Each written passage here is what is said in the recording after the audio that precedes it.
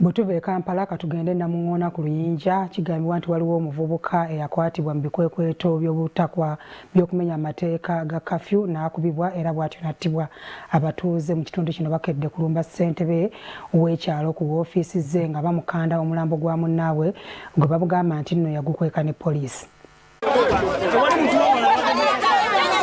Olwaleero abatuuze b'e Namuŋŋoona ku Luyinja babukeereza nkokola okugenda ku yafeesi ya ssentebe waabwe Gertrude Biira abalagwa omulambo gwa munnaabwe eyattibwa ku Lwokutaano ate poliisi n'abakakiiko ne bagukweka.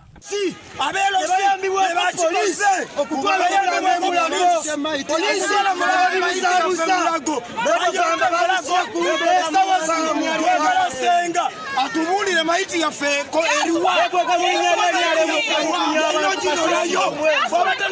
maiti yaffe ebyatandikana buleya komawo senga bwewetuwedde maiti yaffe olwaleero agenda nuleyo maiti yaffe. Bano bagamba nti ssentebe ono yasinga okumanya omulambo gwa mutuuze munnaabwe nga yattibwa kiro oluvannyuma lw'okumenya amateeka ga kafyu so nga n'abaamukuba baali bamumanyi. Ewatali bujulizi, ewatali muntu yakuba nduulu nti omubbi wuuyo, ewatali oli kujja n'agamba nti kiikino abasajja baakwata Ibbula wewaawo yali mu budde bwa kafyu naye Ibbula ne bamutuusaako obutemu era baatemula mutemule. Nalina mu pule ne bagamba bamagala kunkuba mugenda sooka kuba nze ne famire yange mukadde n'abagamba musooke mukube nze kati kulasiti waaliwo omusajja gwe bayita defensi Twaha ne defensi Kasuuli nze ne ngamba Tata Vanessa waliwo ne Tata Vanessa ne Salo ngamba Tata Vanessa kyogamba tomanyi zokyandaba mbi ekiyaye nangamba zakulagira okubba.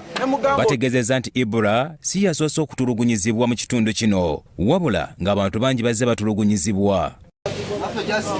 Tebakumye okwo bakutta abaana b'abantu bazze okufuna justice babatutte mu makomera banagwera mu makomera bafe enjala bafe n'ekkomera kibi nnyo.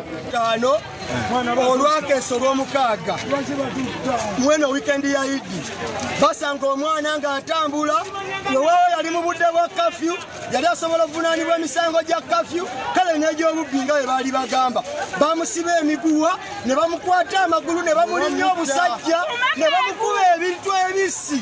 Bategeezezza nti bagala omubaka wa pulezidenti atwala ekitundu kino ensonga zinaziyingiremu.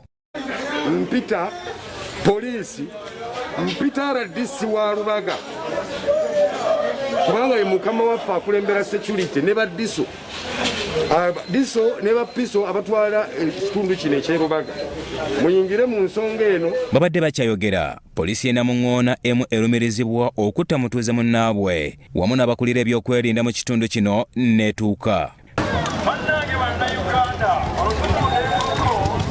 Bano batandise na kukwata abavubuka ababadde basuubira okuleeta obujjagalalo yogayoga nga basiza ku kabangali yaayo. Ssentebe w'ekitundu kino Biira Gertrude avumiridde ekikolwa ky'abatuuze okulumba yafeesi ye n'ategeeza ng'omugenzi Ibbula yattibwa abatuuze nga bamuteeberezebwa okubeera omubbi. Abatuuze bennyini be baatwalira amateeka mu ngalo ne beekubira omubbi eyali awalampye ekikomera. Zaali ssaawa 9 abatuuze ne bankubira essimu ne baŋŋamba nti kyeya tusindikire ku badifensi bo omubbi wuuno awalampye ekikomera.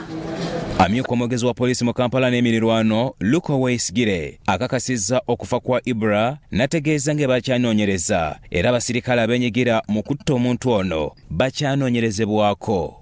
Yaginoonyerezaako tumanye ekyaliwo omutuufu bwakyo bwe kiba ekituufu abasirikale beenyigira mu kikolwa ng'ekyo omusirikale yeenyigira mu kikolwa ekyo ne difensi bajja baba bunaanya. Byasali Hakim, Salt TV, Omunnyo.